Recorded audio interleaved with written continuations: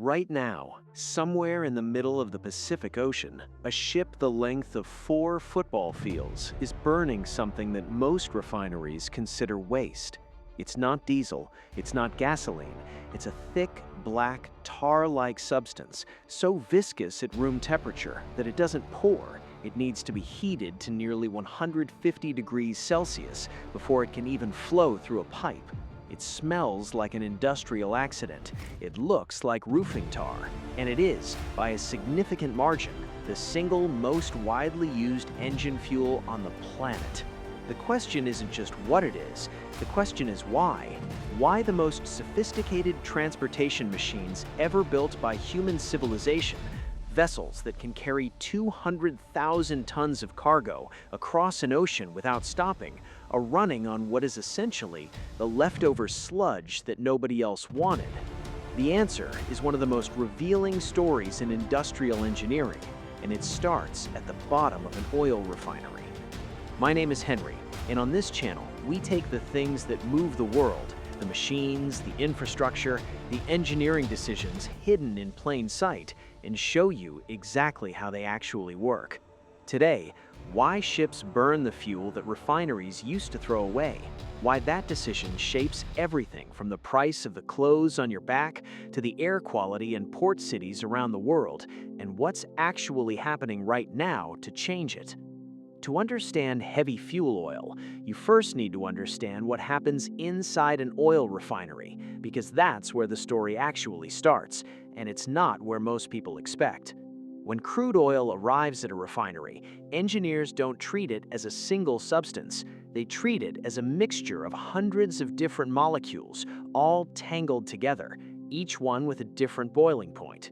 The refining process is essentially a sophisticated sorting operation.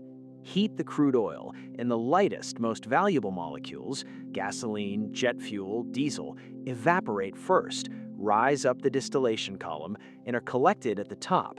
The heavier molecules, the ones with higher boiling points, stay liquid longer and are collected at successively lower points in the column. At the very bottom, after everything useful has been extracted, what remains is a thick, dark, sulfur-rich residue that has resisted every attempt to boil it away.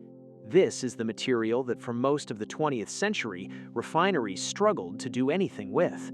It was too heavy for engines designed to run on lighter fuels. It was too corrosive, too sulfurous, too difficult. Some of it was used for road paving, some was simply burned as waste. And then the shipping industry looked at it and said, "We'll take all of it."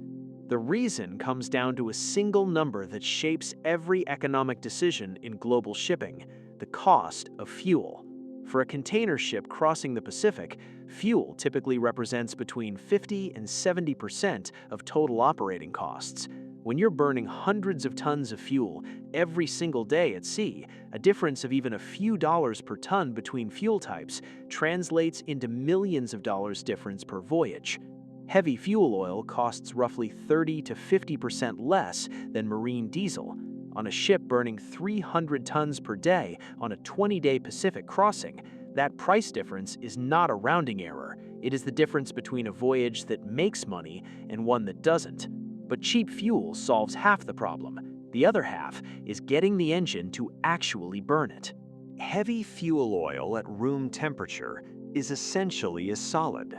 Its viscosity, the measure of how thick and resistant to flow a liquid is so extreme that at 15 degrees Celsius, it has the consistency of soft bitumen. You cannot pump it, you cannot inject it into an engine. Before it can be used as fuel at all, it has to be heated between 120 and 150 degrees Celsius, at which point it becomes fluid enough to be processed. Every ship running on heavy fuel oil carries a continuous heating system, pipes wrapped in steam or electric heating elements that keeps the fuel warm from the storage tanks all the way to the engine injectors. The moment that heating system fails, the fuel starts to solidify in the pipes. A ship that loses its fuel heating system isn't just inconvenienced, it is, within hours, unable to move. This heating requirement is one reason why smaller vessels don't use heavy fuel oil. The infrastructure required to store, heat, and handle it properly requires scale.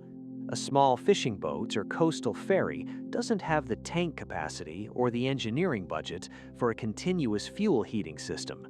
A 300-meter container ship does, and that investment, once made, pays back continuously in fuel cost savings across every voyage for the life of the vessel. The engines themselves are a separate story, and they represent one of the most impressive pieces of industrial engineering most people have never thought about. Marine two-stroke diesel engines, the type that powers the world's largest container ships, are unlike any engine most people have ever encountered.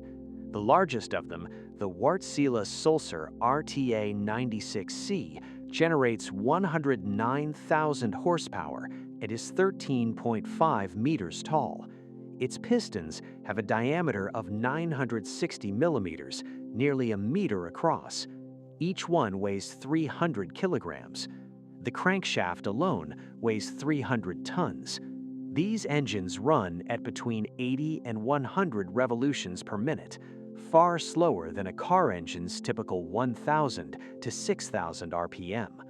And this slow speed is part of why they can burn heavy fuel oil efficiently. The fuel has more time to combust completely in a large, slow-turning cylinder than it would in a fast-revving automobile engine. The cylinder walls are coated with special lubricants specifically designed to cope with the sulfur compounds in heavy fuel oil. The fuel injectors are built to different tolerances than diesel injectors. The entire engine is, in a fundamental sense, designed around the properties of this particular fuel. Changing that fuel is not a minor adjustment, it is an engineering project. Which brings us to the problem that has been quietly growing since the shipping industry committed itself to heavy fuel oil in the mid-20th century. The stuff is extraordinarily dirty. Heavy fuel oil contains various impurities, including sulfur, and once burned, the sulfur becomes sulfur oxide, one of the contaminants resulting from incomplete combustion. Shipping is estimated to contribute 13% of the world's total sulfur oxide emissions. In cities near major ports, Rotterdam, Singapore, Los Angeles, and Shanghai, the particulate matter from ship exhaust has been linked to measurable increases in respiratory disease rates in surrounding communities. For decades, the shipping industry operated under regulations far more relaxed than those applied to trucks or power plants, largely because the ships operated in international waters where no single government had clear jurisdiction. That changed with the IMO 2020 regulation. Since January 2020, the International Maritime Organization limits the sulfur content of marine fuel to 0.5% by mass globally, down from a previous limit of 3.5%. For ships operating in emission control areas, the waters off North America, Northern Europe, and parts of Asia, the limit is even stricter at 0.1%.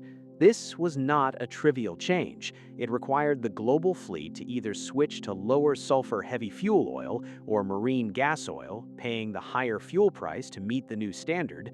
Others installed scrubbers, essentially large chimney cleaning systems that wash sulfur out of the exhaust before it reaches the air to allow them to keep burning regular heavy fuel oil.